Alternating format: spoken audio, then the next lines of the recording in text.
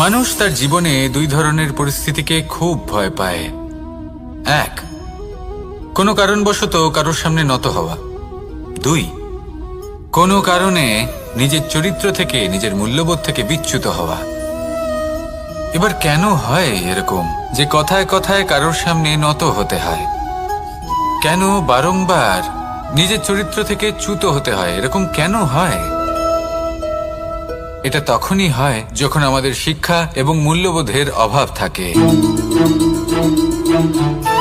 যদি মানুষের মধ্যে প্রকৃত শিক্ষা থাকে তাহলে এই সংসারে কোনো সময় এবং কারোর সামনেই নত হওয়ার কোনো প্রয়োজন নেই। যদি মানুষের মধ্যে মূল্যবোধ থাকে তাহলে তাকে নিজের মূল্যবোধ বা চরিত্র থেকে বিচ্যুত হতে হয় না, তা সে যাই হয়ে যাক না কেন। কোনো বালককে যদি জন্ম থেকেই সুশিক্ষার অধিকারী করা হয়, শিক্ষিত করা হয়, মূল্যবোধের অধিকারী করা হয়, তবে সে এই সংসারে এমন কর্ম করবে যাতে সে নিজেকে, নিজের পরিবারকে, সমগ্র সমাজকে গর্বিত করতে পারে। শিক্ষা লাভ করুন, মূল্যবোধ লাভ করুন এবং আমার সাথে ভালোবেসে বলুন, রাধা রাধা। শিক্ষা লাভ করুন, মূল্যবোধ লাভ করুন এবং আমার সাথে ভালোবেসে বলুন, রাধা রাধা। আমাদের সকলের জীবনে একটা লক্ষ্য থাকে যেটা আমরা লাভ করতে চাই।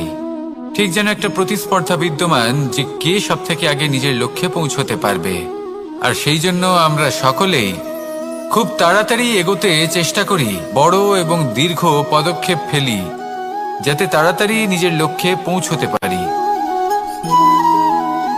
কিন্তু এক অত্যন্ত গুরুত্বপূর্ণ বিষয় আছে, সবসময় লক্ষ্য সামনে থাকবে না, কখনো কখনো তা খুঁজতে হয়। এই যাত্রা খুব কঠিন হতে পারে।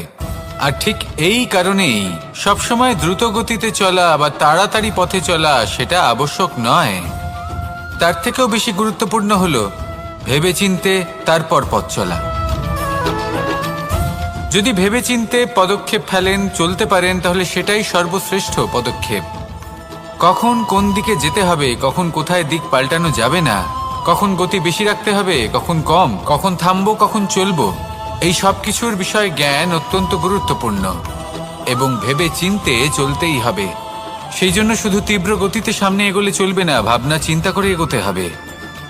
আসুন আমার সাথে ভালোবেসে বলুন, রাধা রাধা। কখনো কোনো প্রজাপতিকে উড়তে দেখেছেন? কি সুন্দর উড়ে বেড়ায় সে, এক ফুল থেকে অন্য ফুলে, এক পাতা থেকে অন্য পাতার ওপর। কিন্তু সে কিভাবে উড়তে শেখে কখনো ভেবেছেন? জন্ম থেকেই কিন্তু প্রজাপতির ডানা থাকে না, ও কিন্তু ছোট্ট একটা ডিমের আকারে জন্ম লাভ করে। তারপর সেই ডিমটি ভেঙে একটি কীট বাইরে আসে। আস্তে আস্তে সে বড় হয়, ওর শক্তি বৃদ্ধি পায়। তারপর সে সেই কীট দশা ত্যাগ করে নিজের ডানাগুলি মেলে।